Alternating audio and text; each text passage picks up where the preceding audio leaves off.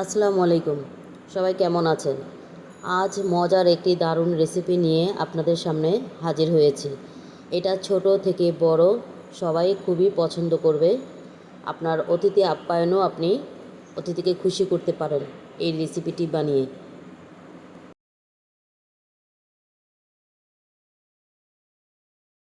এই ব্রেড তৈরি করতে আমার যা যা লেগেছে তা হচ্ছে, একটি বলে আমি 250 গ্রাম ময়দা নিয়েছি। আপনারা চাইলে আর বেশি নিতে পারেন, যত বেশি নেবেন রুটির পরিমাণও খুব বেশি হবে। বাটার 1 টেবিল চামচ দিয়েছি, সামান্য পরিমাণ লবণ, ইস্ট হাফ চামচ, দিয়ে দিব চিনি 1 চামচ। দুধ হালকা গরম করে আমি ভালো করে মেখে ডো তৈরি করে আমি 2 থেকে 3 ঘন্টার জন্য রেখেছিলাম। খুব সফট হয়েছে।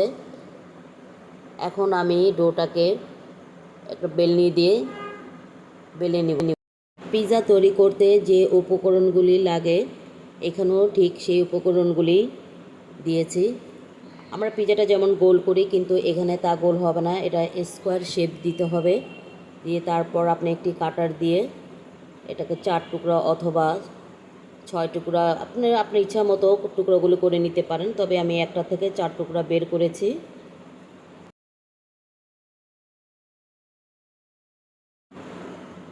আমার 4 টুকরা করে কাটা হয়ে গিয়েছে। এখন একটি টুকরো নিয়ে আমি 2 সাইডে কর্নারগুলি কেটে দিব। আমি যে ডিজাইনটি করতে চেয়েছিলাম সেই ডিজাইনের জন্য আমার 2 পাশ কাটতে হয়েছে।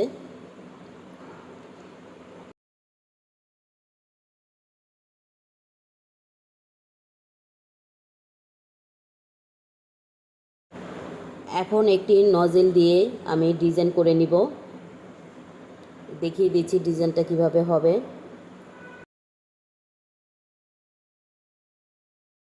আমি 3 সাইড দিয়েই নজেল দিয়ে কেটে দিব। আর স্কোয়ার যে শেপটা আছে এই শেপটা আমি এভাবে মুড়ে দিব। এখন একটি লাঠি দিয়ে এভাবে দাগ টেনে দেব, যেন এটা একটা ঝিনুকের উপরের যে অংশটা হয় ঠিক সেরকম যেন দেখা যায়। দেখতে খুব সুন্দর হয়েছে। এখন একটি ডিম নিয়ে আমি এগ ব্রাশ করে দিচ্ছি। এগ ব্রাশ করলে কালারটা খুব সুন্দর আসে। ওভেনে করলে আপনি 180 ডিগ্রি সেলসিয়াসে 10 থেকে 12 মিনিট আপনি বেক করে নিতে হবে।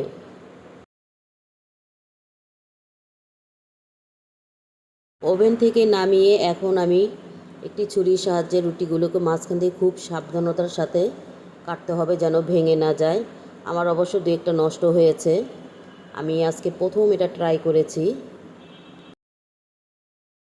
ঝিনুকের ভিতরে ফিলিং দেওয়ার জন্য আমি এখন ফিলিং তৈরি করব। আমি একটি প্যান বসিয়ে দিয়েছি। পেঁয়াজটা হালকা বাদামি কালার হলে আমি একটি মুরগির বুকের অংশ নিয়েছি। হাড় ছাড়া মাংস নিতে হবে। ছোট ছোট টুকরো করে খুব ভালোভাবে কষিয়ে নিতে হবে, যেন আদা রসুনের গন্ধটা না আসে। এখানে সামান্য পরিমাণে আদা রসুন ও লবণ দিয়েছি আমি। এখন ভালোভাবে কষাবো।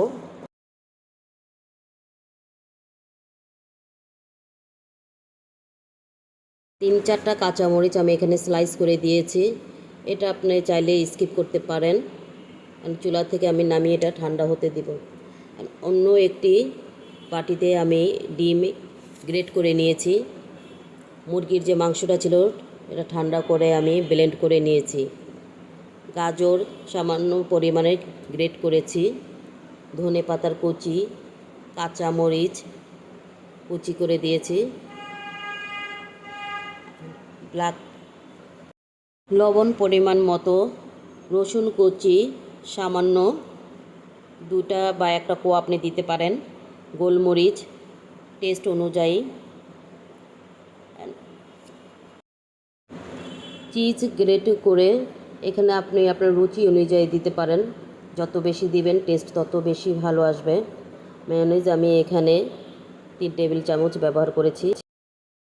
খুব ভালোভাবে মিশিয়ে এখন আমি এই রুটি যে আমি কেটে রেখেছিলাম তার ভিতরে পুরটা ঢুকিয়ে দিব। সবগুলো রুটিকে একটা একটা করে আমি পুর ঢুকিয়ে দিচ্ছি।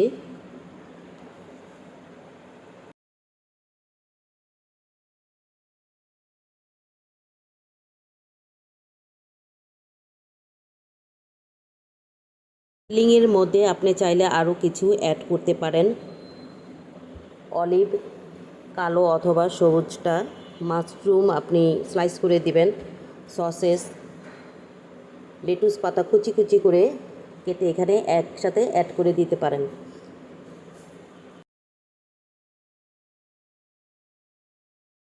এখন আমি রুটির ভিতরে কোয়েল পাখির ডিম একটা করে বসিয়ে দিব। প্রত্যেকটা রুটিতে একটা করে কোয়েল পাখির ডিম হবে, যেন দেখলে মনে হয় মুক্তা। ঝিনুকের ভিতরে যেমন মুক্তা থাকে ঠিক সেই রকমভাবেই দিয়েছি।